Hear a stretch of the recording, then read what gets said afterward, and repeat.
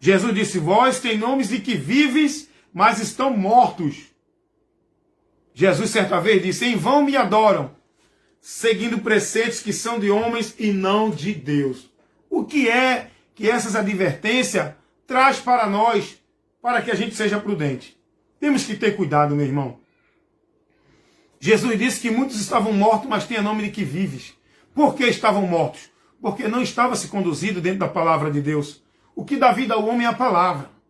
Lá no profeta Ezequiel, quando Deus usa o profeta Ezequiel para ele profetizar para o vale de ossos secos, e Ezequiel diz, ossos secos, sequíssimos, ouve a palavra do Senhor para que vivam. Ali é uma simbologia daquele vale de ossos secos com o povo que estava morto espiritualmente. Deus dá ao profeta uma visão de vale de ossos secos para mostrar a situação espiritual de Israel. O próprio texto diz isso, que referia-se ao povo de Israel. E Deus diz que esse povo estava mortíssimo, sequíssimo. É uma vida seca, sem Deus, sem a água para saciar e alimentar a nossa vida com Deus. Essa água é a palavra que mata a nossa sede, que alimenta a nossa vida com Deus. E Deus usa o profeta Ezequiel para, dentro dessa simbologia do vale de ossos secos, mostrar a situação, advertir, levar aquele povo à sua realidade, como eles estavam. Dentro de uma vida espiritual com Deus, estavam mortos. E Deus usa o profeta para dizer, ossos secos, dá ouvido à palavra de Deus para que vivam. O homem pecador só tem vida com Deus quando ele está na palavra. Quando ele sai da palavra, ele perde esta vida com Deus. Por isso que Jesus disse, vós tem nomes de que vives, mas estáis morto. Só o nome de que vive. Só o nome de que é de Deus. Jesus diz, quem é de Deus, ouve a palavra de Deus. O que é que você tem ouvido? O que é que você tem sido orientado? O que é que você tem praticado e vivido como de Deus?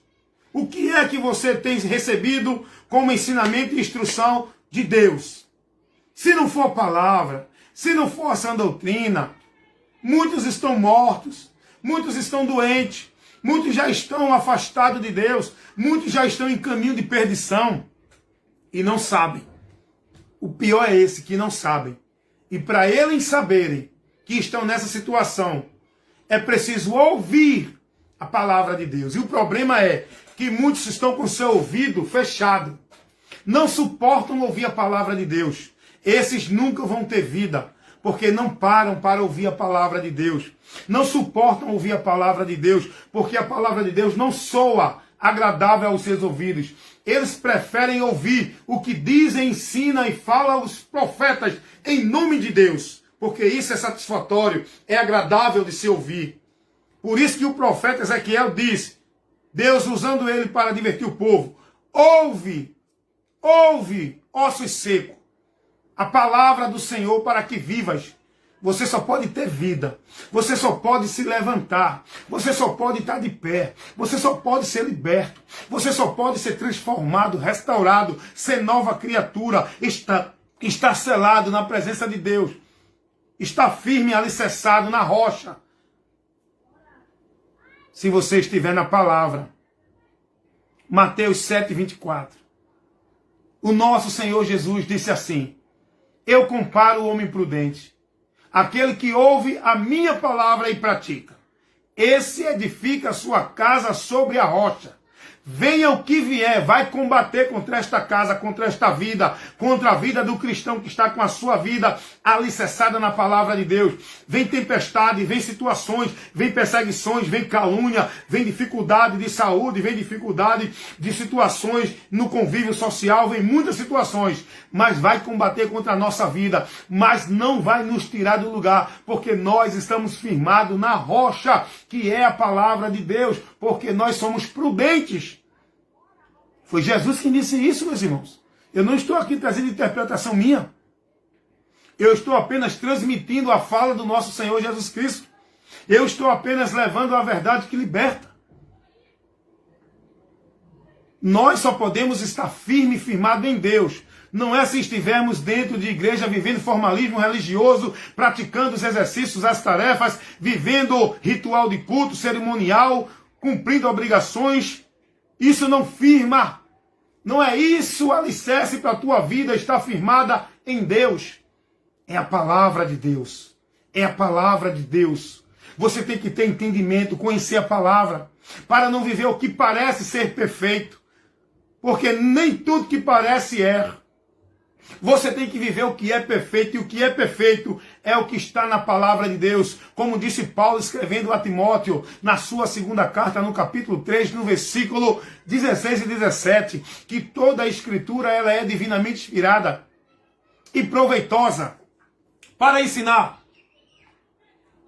para corrigir, para redarguir, para instruir em justiça todo homem de Deus, para que sejam perfeitos e perfeitamente instruídos para toda boa obra. Você só pode ter a perfeição. Você só pode ser perfeitamente instruído no que é direito se você estiver sendo instruído pela palavra de Deus. É o que diz Paulo, 2 Timóteo 3, versículo 16 e o 17. É palavra, meu irmão. Então, a palavra é a nossa base, é o nosso alicerce, é onde nós temos vitória, é onde temos comunhão com Deus, é por onde somos guardados por Deus para receber a vitória. Disse o Senhor Jesus, lá em Apocalipse, capítulo 3, versículo 8. Eis que tendo pouca força, guardaste a minha palavra e não negaste o meu nome. Eis que diante de ti pus uma porta aberta. Por que essa porta foi aberta diante de ti? Entenda o texto. Entenda o que é falado no texto.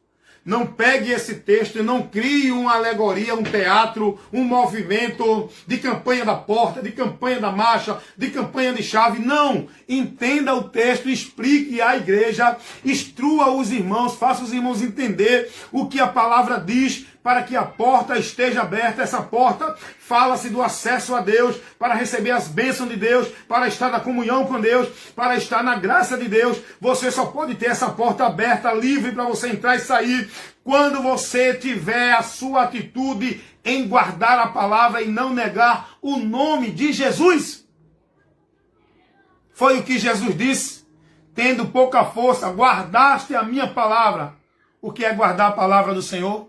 Reter firme, estar nela, perseverando, não desviando, não apostatando, não se deixando levar por vento de doutrina, não indo seguido por conceitos de homens que introduzem encobertamente heresia de perdição no meio do povo, cauterizando a mente do povo com falso ensino, com falsa doutrina. Por isso que o apóstolo João diz, se alguém vem ter convosco e não vos traz a doutrina de Cristo, não receba, porque todo aquele que prevarica e não persevera na doutrina de Cristo não tem a Deus. Não receba, não dê ouvido, não siga, não idolatre, não exalte, não busque nele palavra de Deus, não busque nele revelação, porque ele não está te instruindo no que é direito.